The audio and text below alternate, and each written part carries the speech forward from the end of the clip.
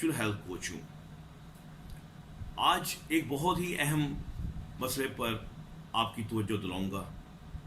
एक वो मसला जो मेरे ख्याल से इंडो पाक में बहुत ज़्यादा कॉमन और शायद ये जहालत, अफलास और भूख से ज़्यादा अहम है, क्योंकि ये इंसान की ज़हनी और जिस्मानी सेहत दोनों को बर्बाद कर रहा है। आज का टॉपिक है दांत, जरियान, ज़कावत हिस्स और एहतलाम, यानी कि ये चारों आपस में एक बहन भाई, एक इंटरलेटेड डिजीज़ हैं।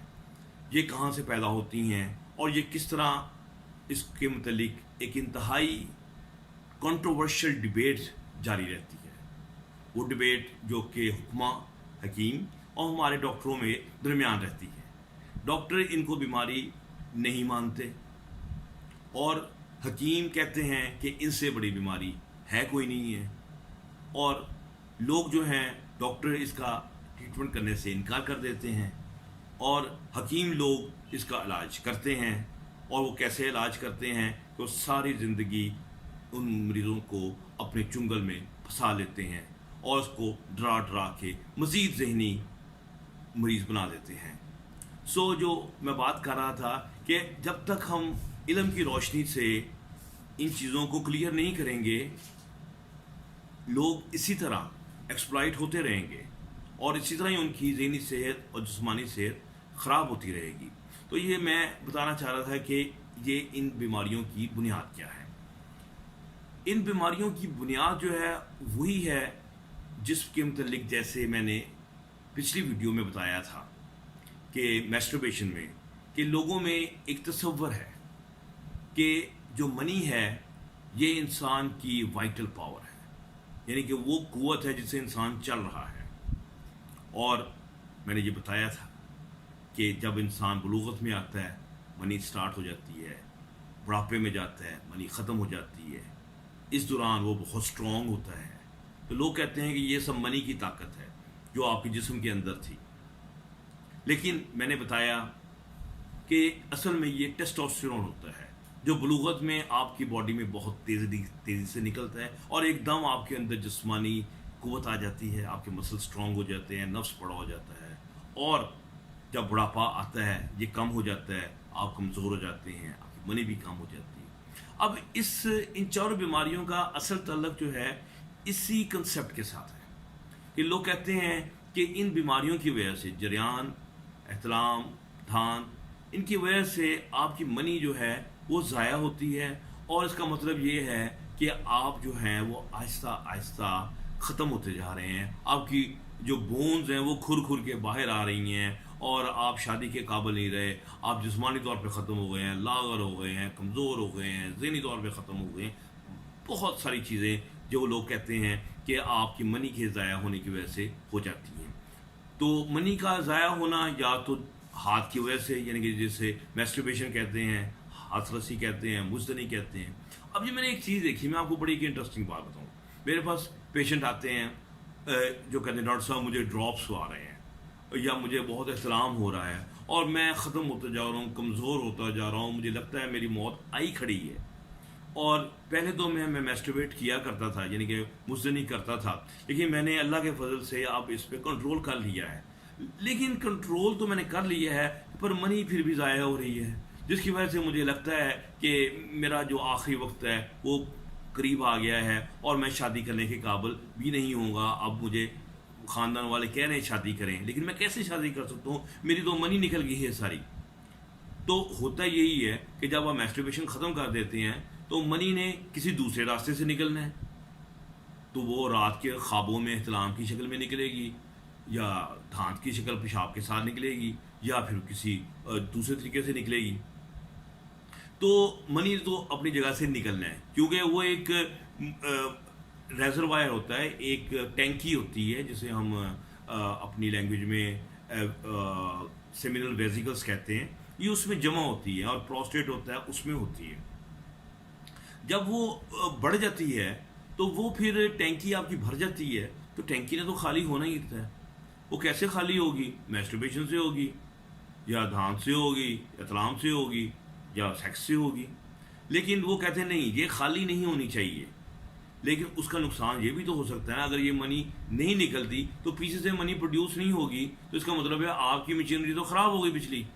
تو کیا آپ مشینری کو مکمل خراب کر دینا چاہتے ہیں؟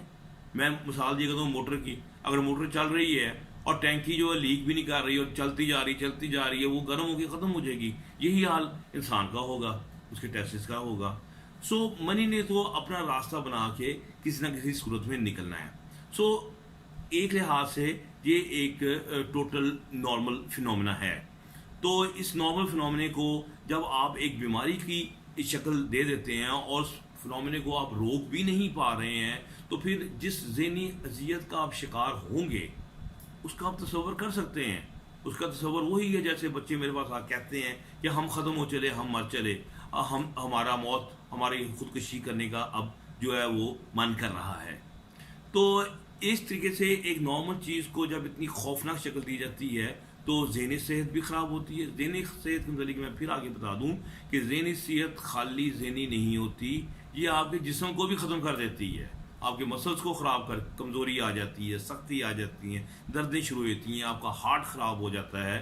یعنی کہ آپ کی باڈی کا ہر حصہ وہ ذہنی صحت کی وجہ سے خراب ہونا شروع ہوتا ہے. آپ کا معدے کا السر آپ کو پتہ ہے, دمے کا آپ کو پتہ ہے کہ ان سب چیزوں کا تعلق ذہنی صحت کے ساتھ ہے. تو اس کا مطلب ہے کہ ذہنی صحت کے ساتھ اس کو کئی جسمانی مسائل بھی جو ہے نا وہ شروع ہو جائیں گے. پہلے میں آپ سے ڈسکس کرتا ہوں دھانت کے متعلق کہ یہ دھانت کیا چیز ہے. دھانت کا مطلب یہ ہے کہ منی جو ہے وہ نکل رہی ہے پیشاب کے ذریعے نکل رہی ہے, یا وہ نکل رہی ہے اپنا ہاتھ کے علاوہ جو احتلام کی شکل میں نکل رہی ہے, یا ویسے بیٹھے بیٹھے کسی وجہ سے کچھ کو ڈراپ آ رہی ہیں, منی کے قطرے آ رہے ہیں. تو اس کو ہم جو ہے نا وہ ہمارے حکیم لوگ ہمارے انڈیا پاکستان میں اس کو لوگ دھانت کی بیماری کہتے ہیں. اور دھانت کا مریض جو ہے نا وہی اس کے ڈپریشن اور انزائٹی والے سمٹمز ہوتے ہیں, اداسی, رونا, زندگی بیکار, کمزوری, مایوسی اور خوشی کا نہ ہونا, یہ سب کچھ شامل ہوتا ہے. تو وہ لوگ کہتے ہیں کہ یہ وہ کہتے ہیں ہم کی بیماری ہے, ہمیں دھانت ہے, ہم اس وجہ سے اتنے بیمار ہیں. اصل میں وہ ڈپریشن اور وہ انزائٹی کا شکار ہوتے ہیں. اچھا, اب دھانت کے پیچھے جیسے میں نے بتایا کہ انزائٹی اور ڈپریشن کا ایک ایلیمنٹ جو ہے وہ موجود ہوتا ہے. اب جو جریان ہے یہ اس سے زیادہ کمپلیکیٹڈ چیز ہے. اس کو سمجھانے کے لیے مجھے تھوڑا سا کچھ اور ڈیٹیل میں جانا پڑے گا. ہمارا وہ غدود جو مثانے کے نیچے جسے ہم پروسٹیٹ کہتے ہیں, جو بڑوں میں سوج جاتا ہے تو نکال دیتے ہیں, اس کے نیچے دو چھوٹے چھوٹے گلینڈز ہوتے ہیں. ان کا نام ہوتا ہے کوپر گلینڈ. یہ بالکل چھوٹے چھوٹے گلینڈ ہوتے ہیں. تو ان کی کام کیا ہوتا ہے؟ ان کا کام یہ ہوتا ہے کہ نمبر 1 کام یہ ہوتا ہے کہ جب آپ کو سیکشول جوش تحریک پیدا ہوتی ہے, مثلا آپ کے اریکشن پیدا ہوتی ہے, انتشار آتا ہے, تو دماغ کہتا ہے کہ شاید ابھی سیکس ہونے والا ہے, ابھی یہ موقع مل سکتا ہے کہ منی کسی عورت کے اندر ٹرانسفر ہو جائے. تو ہمارا جو دماغ ہے وہ آٹومیٹک ایک کام کرتا ہے کہ اس گلینڈ کو آرڈر کرتا ہے کہ تم پانی پیدا کرو اور پیشاب کی نالی کو جس میں چند قطرے پیشاب کے موجود ہیں اس کو صاف کر دو تاکہ منی صاف اور ستھری حالت میں وہاں جائے. دماغ کو اس سے کنسرن نہیں ہے کہ ایکچولی سیکس ہونے لگا ہے یا کہ نہیں ہونے لگا, وہ تو اپنی ایک دم تیاری کرتا ہے. لوگ کہتے ہیں کہ یار یہ تو بڑی خطرناک بات ہو گئی, یہ اب میرے ذہن میں جنسی خیال آیا نہیں, میں نے کچھ کیا نہیں, اور جو ہے وہ قطرے جو ہیں وہ برآمد ہونے شروع ہوئے. سیکنڈلی, اس چھوٹے گلینڈ کوپر کا ایک دوسرا کام یہ ہوتا ہے کہ جب ہم پیشاب کرتے ہیں تو ہماری پیشاب جو ہوتا ہے یہ اصل میں تیزابی ہوتی ہے, اس میں اچھی خاصی تیزابیت ہوتی ہے اور ایک لیئر باریک سی بنا کے رکھتا ہے. میوکس ہوتا ہے جیسے گاڑھا سا تھوک جیسی چیز ہوتی ہے, گاڑھے تھوک جیسی, جو آپ کی پروٹیکٹ کر رہی ہوتی ہے آپ کی پیشاب کی نالی کو. جب پیشاب آتا ہے تو وہ ساتھ ہی بہہ جاتی ہے, لیکن وہ بچا لیتی ہے آپ کو جو پیشاب کی نالی ہے تیزاب کے اثرات سے. اب وہ کوپر گلینڈ کیا کرتا ہے, فوراً اور میوکس پیدا کرتا ہے.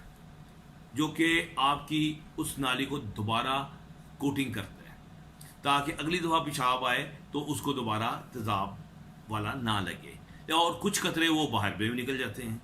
لوگ کہتے ہو مجھے بڑی سخت بیماری ہے، مجھے پیشاب کے بعد میوکس یعنی لیسدار قطرے آتے ہیں، اور یہ ایک بڑی خطرناک بیماری ہے جس کی وجہ سے شاید میری منی ضائع ہو رہی ہے اور میں بہت کمزور اور لاغر ہو رہا ہوں، اور مجھے یہ ساری بیماریاں جو ہیں وہ لاحق ہو رہی ہیں۔ میں یہ بتا رہا تھا کہ یہ کوپر گلینڈ کا جو ہے وہ ایک نیچرل فنکشن ہے، ٹھیک ہو گیا۔ لیکن اب کوپر گلینڈ کا فنکشن یہ ہے، لیکن بہت سارے لوگ ہیں جن کو ایسے قطرے وغیرہ نہیں آتے، اور کچھ لوگ ہیں وہ بیچارے کچھ سوچتے بھی نہیں ہیں سیکس کے متعلق، ان کو پھر بھی قطرے آ رہے ہوتے ہیں۔ اچھا، یہ اس کا مطلب ہے یہاں کوئی گڑبڑ ہے کہ یہ کیوں آخرکار قطرے آتے جا رہے ہیں ان لوگوں کے باوجود کہ ان میں کوئی سیکچول تھاٹ نہیں آ رہی، اور چلتے پھرتے بھی ان کو آ رہے ہیں، ان کے جسم میں بھی کوئی گرمائش بیماری سی ان کے اندر رہ رہی ہے۔ تو یہ کہ میں لوگوں کو مثال دیا کرتا ہوں کہ ایک شخص ہے، اس کے سامنے بھوک لگی ہوئی ہے، اسے اس کے سامنے پلاؤ آئے یا املی کی چٹنی آ جائے تو